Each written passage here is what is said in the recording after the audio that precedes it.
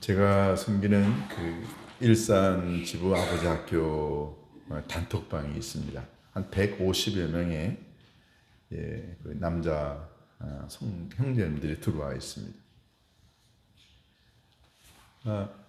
이 단톡방은 이제 일반적으로 우리 아버지 학교와 관계된 그런 소식들을 나눕니다.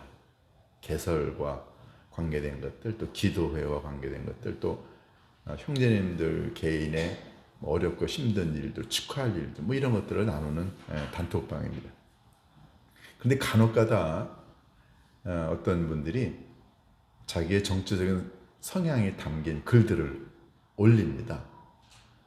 아주 보수적인 입장에서 글을 올리시는 분들이 계시면 또 그 반대의 진보적인 입장을 담은 분들이 또다시 글을 올립니다.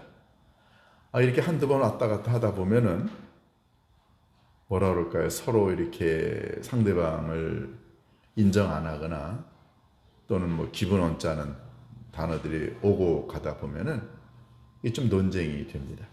근데 그러면 어떤 한 분이 글을 올리죠.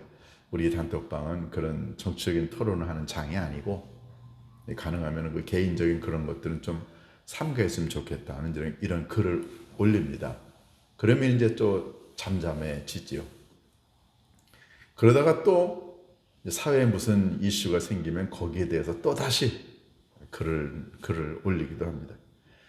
요즘에는 탄핵 정국이라 탄핵 반대와 탄핵 찬성에 관한 그런 글들이 가끔가다 올라옵니다. 그럼 여지없이 진보 쪽에서 올리면 반대 쪽에서, 보수 쪽에서 올리고, 보수 쪽에서 올리면 또 진보 쪽에 올리다 보니까 자연스럽게 그런 토론이 되게 되다 보면 그냥 토론으로 끝나는 게 아니라 이제 상대방에 대한 뭐 비난, 무지 뭐 이런 것들이 드러나게 됩니다.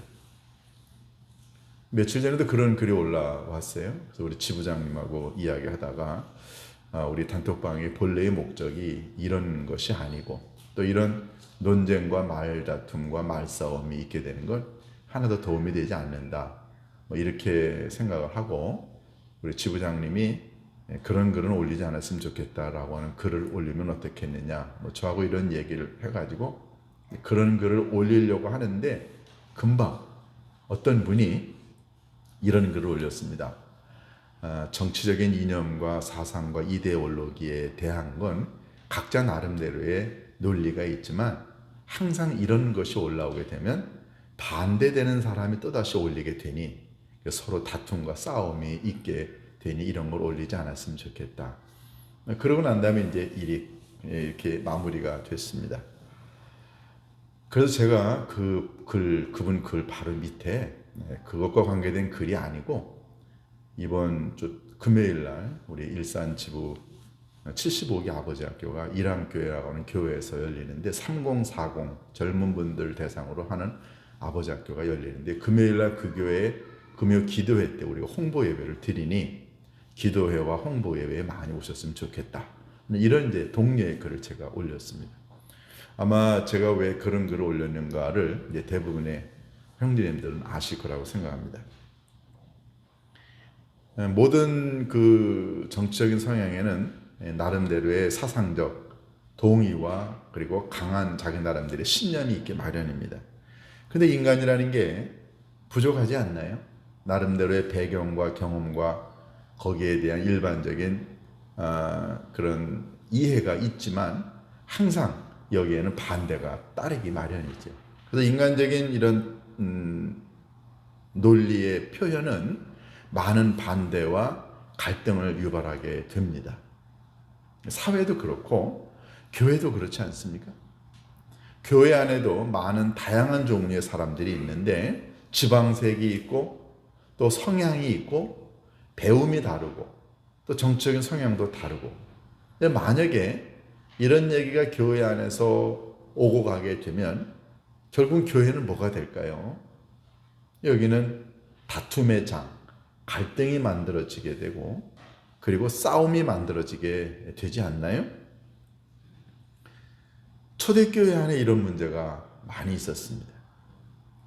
초대교회는 예수님 돌아가시고 난 다음에 이제 예루살렘을 중심으로 해서 초대교회가 만들어졌는데, 이 팔레스틴 땅, 이스라엘 안에 있는 예루살렘 교회는 주로 유대인들이 모였기 때문에 이 유대인이었다가 기독교인이 된 사람들이 기독교 교회로 넘어오는 과정에 그들이 갖고 있었던 신앙적, 종교적, 사회적, 문화적 배경을 가지고 기독교를 받아들이기 시작했습니다. 그러니까 유대인이었다가 예수님을 믿고 그리고 기독교인이 된 사람들이 교회 안에 들어와서 율법도 지켜야 돼. 그리고 하나님의 말씀도 중요하지만 행위도 중요하다. 뭐 이런 걸 자꾸만 강조를 하는 거예요. 예수님 안에 종이 어디 있고 자유인이 어디 있고, 예수님 안에 인간의 행위가 무슨 의미가 있습니까? 그런 자꾸만 유대인들은 그들의 종교적 배경을 가지고 교회 안에 들어와서 자꾸만 그런 걸 가르치니까 교인들 간에, 아니 하나님의 은혜로 우리가 구원받고 예수님의 보혈로 은혜 받고 구원받는 거지 무슨 인간의 행위가 또 율법이 왜 필요하냐, 이런 문제 때문에 유대주의자들의 주장과 예수님으로 인하여 구원받는다고 하는 사람들 간에 교회 안에 논쟁이 벌어지게 됐습니다. 이게 이제 단순한 논쟁이 아니고 이게 말싸움이 번져 갈등을 유발하게 됩니다. 또 어떤 유대인들은 교회 안에 들어와서 무슨 얘기를 하냐면요, 우화, 신화 얘기를 합니다.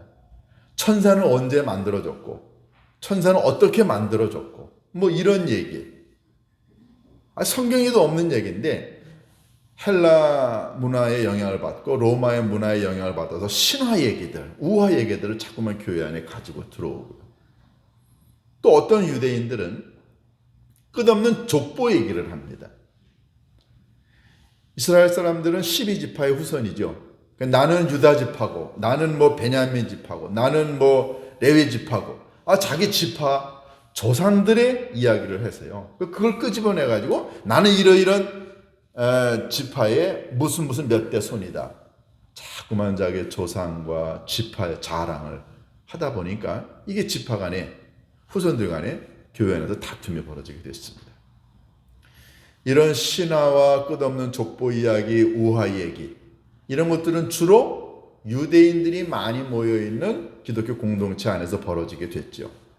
그런데 팔레스틴이 아닌 이방 나라에 있는 교회 안에서는 주로 어떤 이단들이 교회 안에 들어오게 됐냐면요, 영지주의라고 하는 것이 가장 큰 영향을 미쳤습니다. 영지주의는 본래 헬레니즘 문화의 영향을 받고 동양의 문화의 영향을 받은 것들이 짬뽕이 되어가지고 그래가지고 아주 독특한 그런 사상이 발전이 되는데, 이것은 주로 예수님 돌아가시고 난 다음에 주후 한 50년 이후부터 주후 한 150년까지 한 100년 동안 이 로마 사회를 지배했던, 특히 이 기독교가 전파되고 있는 곳에 강력한 영향력을 행사했던 겁니다. 영지주의. 여러분들이 상식적으로 아시면 도움이 되는 게, 성경에 영지주의라고 하는 단어는 나오지 않지만 영지주의의 가르침을 강력하게 배격해야 된다고 하는 사상들이 넘쳐납니다. 그 중에 요한일서 4장 1절에 보면 이런 구절이 있습니다. 너희는 모든 영들을 다 믿지 말고 그 영들이 하나님께로부터 온 것인가를 확인하라 하면서, 누구든지 예수 그리스도가 육체로 오신 것을 부정하는 영마다 다 적그리스도라 그랬어요. 무슨 말인가요? 예수님이 육체로 오신 것을 부인하는 영마다 다 적그리스도라. 예수님이 육체로 오신 것을 부정하는 가장 강력한 이단이 바로 이 영지주의였습니다. 영지주의는 어떤 거냐면요, 인간은 본래 신을 알 수 있고 신을 받아들일 수 있고 신을 이해할 수 있는 어떤 능력이 인간에게 있었다는 거죠. 그런데 인간이 자꾸만 죄를 지으면서 그 죄가 들어오면서 인간 안에서 신을 이해하고 알 수 있는 그런 어떤 빛이 빠져나가게 됐다는 거예요. 그래서 인간이 더 이상 신을 모르게 되었다.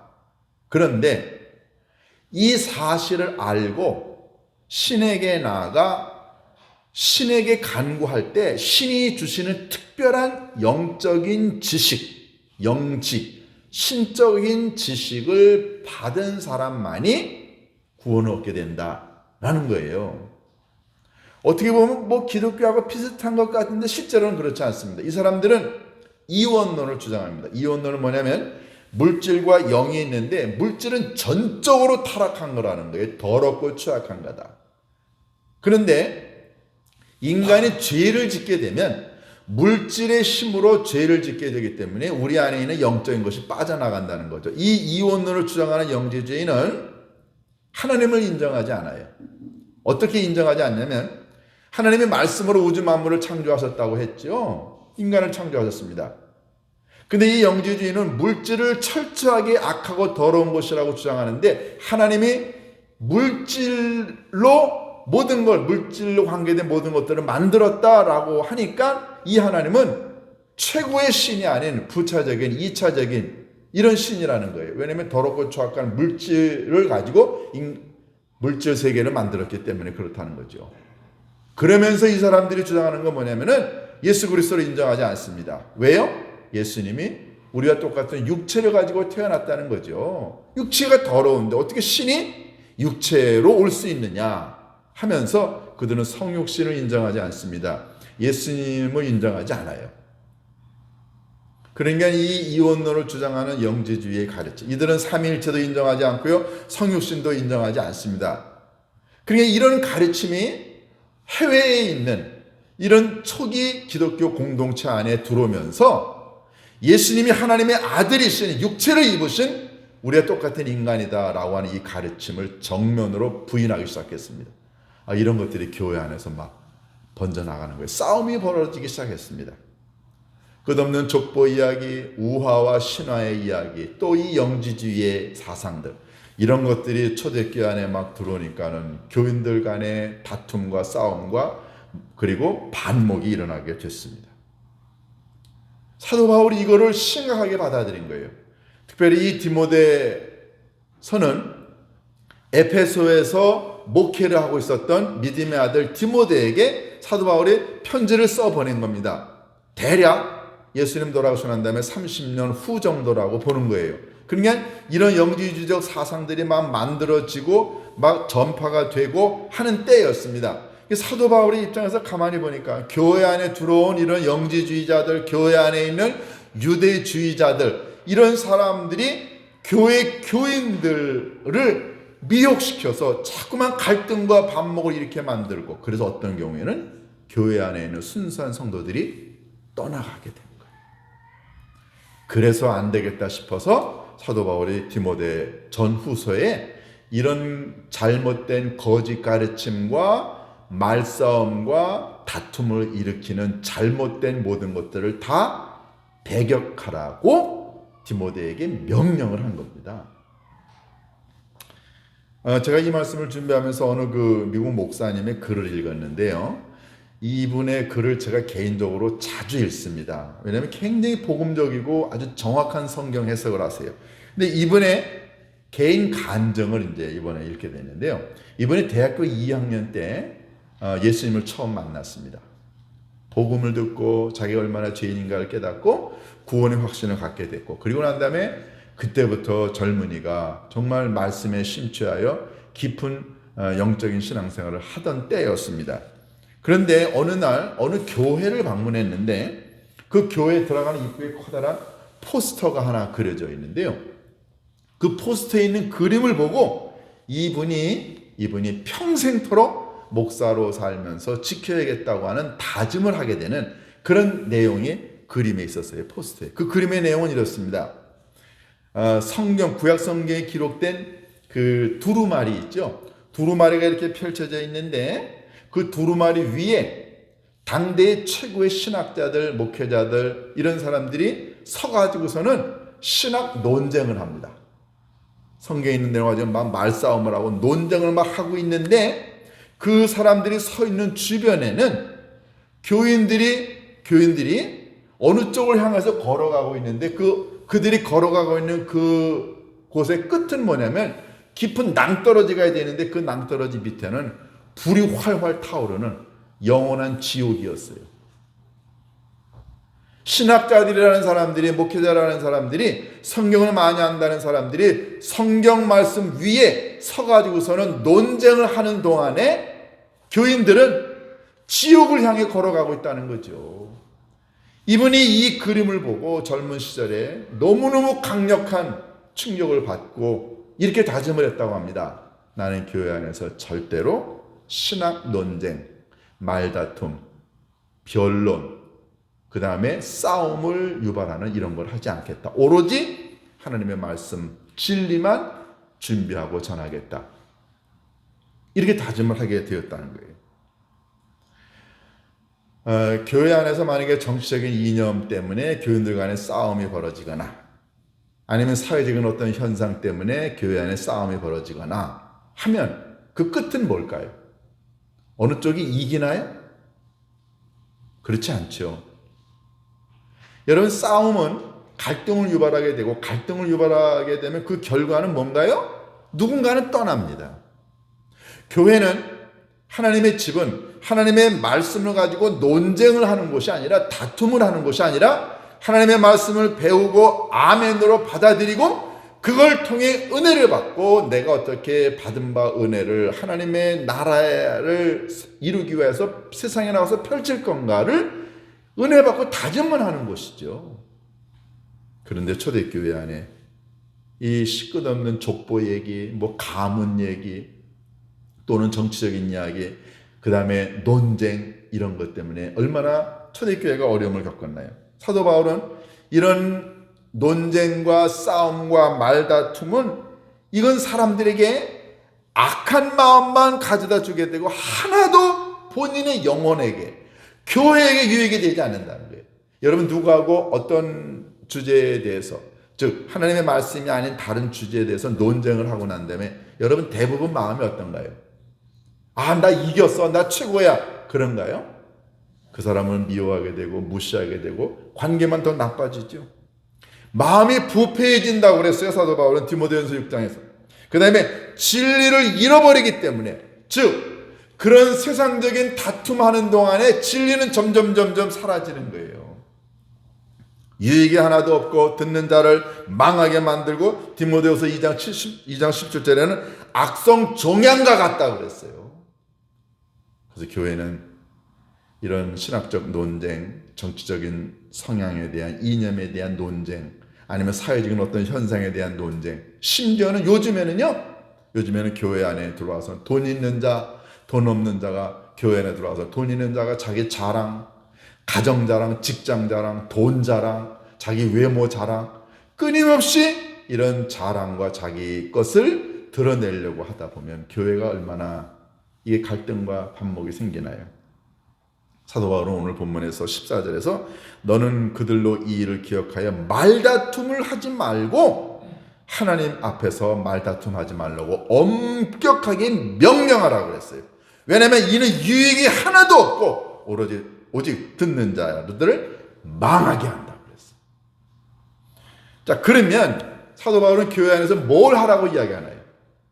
그게 바로 15절에 있는 말씀입니다. 15절은 뭐라고 그랬나요? 너는 진리의 말씀을 옳게 분별하여, 두 번째, 부끄러울 것이 없는 일꾼으로 인정받고, 그 다음에 자기 자신을 하나님 앞에 드리라. 이 세 가지를 교회 안에서 하라는 거죠. 자, 그러면 첫 번째, 진리의 말씀을 옳게 분별하라 라고 하는 말은 무슨 의미일까요? 진리의 말씀은 도대체 뭘까요? 여러분, 이런 세상적인 이념, 정치적인 성향이나 세상적인 이념이 진리인가요? 탄핵하는 게 진리인가요? 탄핵을 반대하는 게 진리인가요? 진보가 진리인가요? 아니면 보수가 진리인가요? 세상에 있는 모든 것들의 이념은 다 상대적입니다. 진리라는 건 없습니다. 그래서 성경은 이야기합니다. 아버지 하나님만이 진리입니다. 진리의 근본은 하나님에게서 오는 거죠. 그러니까 사도 바울은 이야기합니다. 우리가 이 땅에서 살아가는 동안에 추구해야 될 것은 이념이 아니라, 사상이 아니라, 생각이 아니라 아버지 하나님의 입에서 나오는 진리의 말씀 그 자체여야 된다는 거지. 그 진리가 여러분과 저를 구원하는 거지 세상적 이념이나 이데올로기나 사상이나 경험이나 배경이나 신념이 아니라는 거죠. 그러니까는 교회 안에서는 오로지 하나님의 말씀. 하나님의 말씀은 뭔가요?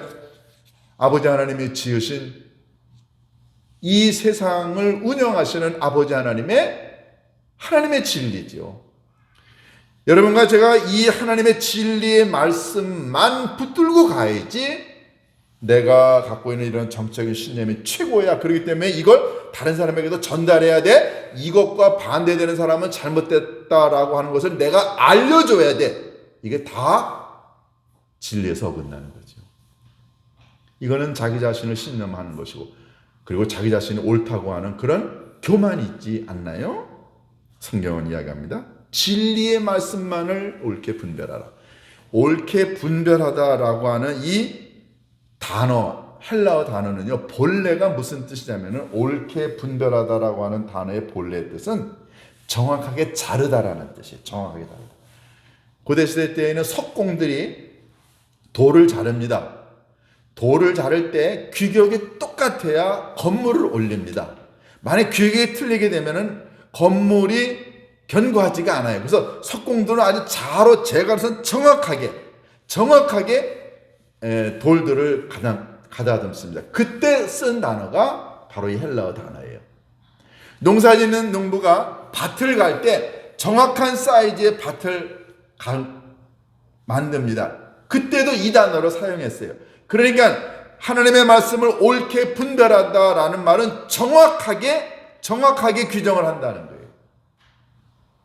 여러분, 하나님의 말씀을 여러분과 제가 어떻게 정확하게 분별할 수 있을까요? 첫 번째, 우리들 자신의 생각과 경험과 이념을 내려놔야 됩니다. 많은 사람들이 자기가 갖고 있는 신념과 이념과 사상과 이런 것들을 합리화시키려고 성경을 가져다가 증빙자료로 삼아요. 이게 얼마나 하나님 아버지 앞에서 죄인가요? 아니, 하나님의 말씀이 있는데 이 하나님의 말씀이 모든 것의 기준이 되어야 되는데 자기의 신념과 이념을 합리화시켜서 하나님의 진리의 말씀을 가져다가 증빙 자료로 삼는다고 한다면 이 하나님의 진리의 말씀은 다 부차적인 거예요. 어마어마한 죄를 짓는 거죠. 신념을 강조하는 사람들이 그렇습니다. 그런데 진리는 하나님의 말씀 자체입니다. 여러분과 제가 진리를 옳게 분별하려면 첫 번째, 우리를 내려놔야 된다는 거죠. 내 생각, 내 경험, 내 이념을 다 내려놓고, 두 번째, 아버지 하나님의 진리의 말씀을 있는 그대로 그 뜻 그대로 이해할 수 있도록 성령 하나님 지혜의 영이시여 오셔서 내 마음과 생각을 열어주옵소서. 여러분, 많이 배웠다고 성경 잘 깨닫는 거 절대 아닙니다. 오히려 세상에 가방끈이 짧고 배움이 없지만 지혜의 영이신 성령님께 엎드려 기도하는 자, 그가 100% 성경을 더 정확하게 이해할 수 있습니다. 왜냐하면 성령은 지혜의 영이기 때문에 그렇습니다. 그러니까 하나님의 말씀을 옳게 분별하려면 이 지혜의 영이신 성령님이 여러분과 제 안에 오셔서 우리의 마음과 영을 열어주시고 진리를 볼 수 있도록 진리의 눈을 주셔야 합니다. 이걸 이루기 위해서 뭐 해야 되나요? 세 번째, 끊임없이 말씀을 가까이 가야 됩니다. 말씀을 자꾸만 가까이 가면 갈수록 하나님을 가까이에서 알게 돼요.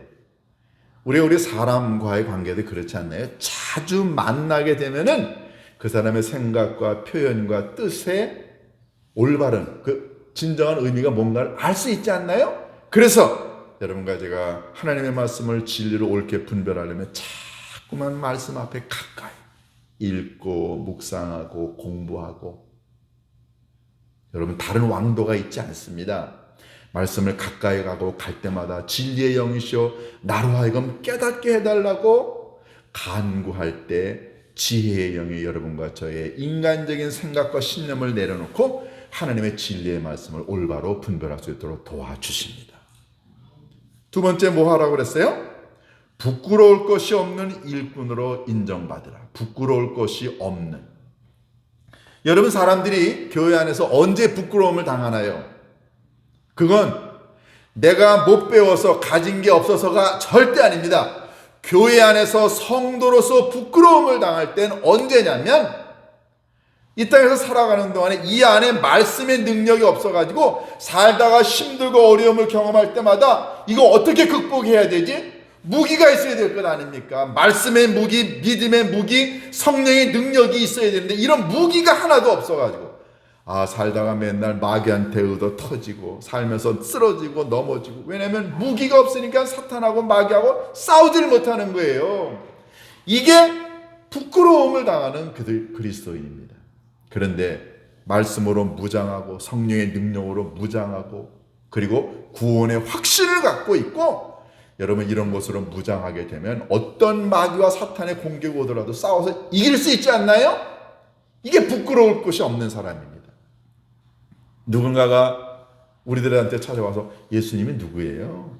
교회는 뭐죠? 아니, 하나님의 말씀은 뭐예요? 구원은 어떻게 받는 거예요? 이걸 누군가가 나한테 물어왔어요. 그런데 교회 안에서 말씀 훈련 받아본 적이 없어요. 그러면 저렇게 물어오는 사람이 가르쳐 줄 게 없을 때 이게 부끄러운 거 아닌가요? 말 잘할 필요 없습니다. 논리적인 사고를 할지 못해도 관계없어요. 중요한 건 진리의 영 앞에 가서 성령님이시여 나로 하여금 진리를 깨닫게 해달라고 기도해서 성령의 능력으로 무장한 사람이요, 누가 내게 예수 그리스도에 대해서 물어오게 되면 내 능력, 내 지혜로 말하는 게 아니고요, 성령의 능력으로 술술술술 그들에게 말씀을 전할 수 있습니다. 여러분, 이걸 여러분과 제가 경험하게 되면 진리는 내 능력으로 전하는 게 아니라 성령의 도우심으로 전하는구나 깨닫게 됩니다. 이게 부끄러울 것이 없는 사람이에요. 마지막 세 번째, 자신을 하나님 앞에 드리기를 힘쓰라. 아니, 훈련받은 적이 있어야, 능력이 있어야, 말씀으로 무장이 되어야, 성령의 능력으로 깨달음을 가져야 내가 하나님께 나 자신을 드리죠. 준비가 안 되는데 아버지 하나님께 어떻게 여러분과 제가 우리도 자신을 드릴 수 있나요? 하나님이 어느 날 우리를 쓰겠다고 부르셨는데 하나님 저 아무것도 준비가 안 되어 있습니다. 하나님은 준비 안 된 자를 부르시지도 않으시지만 여러분과 제가 아버지 하나님 앞에 우리들 자신을 드릴 수 있어야 되지 않나요? 제가 요즘에 이제 은퇴가 한 4년 정도 남았는데요, 무슨 생각이 드냐면요, 은퇴하고 난 다음에 뭐 할 건가? 그런 생각 많이 하잖아요. 근데 저는 감사한 게 은퇴하고 난 다음에도 아버지 학교를 하든 월드비전을 하든 할 게 많아요. 그래서 제가 무슨 생각을 하냐면 하나님의 나라에 가는 그날까지 달아 없어지는 인생이 되게 하옵소서. 하나님이 쓰시겠다고 하실 때 하나님 여기 있습니다. 저 사용해 주세요. 부족한 건 많지만 정말로 몸이 허락하는 그 순간까지 끝까지 아버지 하나님께, 하나님을 위해서, 교회를 위해서, 선교를 위해서 쓰임받을 수 있으면 얼마나 좋을까요? 우리들 자신 아버지 하나님이 사용하시겠다고 하실 때 하나님께 드릴 수 있는 자가 되어야 되지 않나요? 누가 아버지 하나님이 쓰실 때 우리가 들림받아 받을 수 있을까요? 그것은 평상시에 말씀 훈련 받고 진리를 분별하고 그리고 부끄러울 것이 없이 훈련받은 사람만 아버지 하나님이 쓰시겠다고 하실 때 우리들 자신을 드릴 수 있습니다. 사랑하는 교회를 말씀을 정리할게요.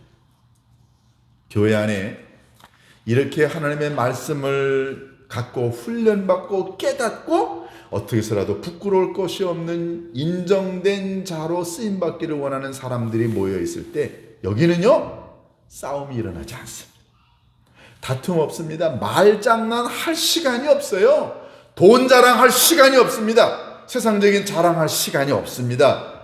어떻게 하면 말씀 훈련받을까? 그리고 부끄러울 것이 없이 나 자신 훈련할까? 나는 어떻게 아버지 하나님께 쓰임받을 수 있을까? 여러분과 제가 우리 높은 계신 교회가 정말로 하나님이 쓰시겠다고 하실 때 하나님 여기 있습니다. 우리들 자신을 사용하옵소서라고 훈련받아 준비된 하나님의 자녀가 될 수 있기를 주님의 이름으로 축원합니다. 기도하십니다. 아버지 하나님 감사합니다. 세상에 있는 많은 사람들은 자기의 이념과 사상을 남들에게 전파하여 설복시키려고 합니다. 그러나 아버지 하나님, 부족한 인간은 그 어떤 곳에도 아버지 하나님 설복 당하거나 아버지 하나님 그걸로 또 승복하거나 하지 않고 늘 그런 곳에는 갈등과 싸움과 다툼만 있게 된다는 사실을 믿습니다. 하나님, 오로지 진리의 말씀만이 우리를 하나로 만들고 진리의 말씀만이 우리를 부끄러울 것이 없는 일꾼으로 만들고 그렇게 준비된 자만이 아버지 하나님 앞에서 쓰임받게 될 줄로 믿습니다. 하나님, 우리 높은 위에 심께 성도님들, 우리 모두가 이렇게 올바로 말씀을 분별할 줄 아는 능력을 갖게 하옵시고, 그래서 평상시에 늘 훈련받고 부끄러울 것이 없는 사람으로 인정받아 아버지 하나님 앞에서 우리 자신을 사용해 달라고 드릴 수 있는 우리 모두가 되게 인도하여 주옵소서. 우리 주 예수 그리스도의 이름으로 기도하옵나이다. 아멘.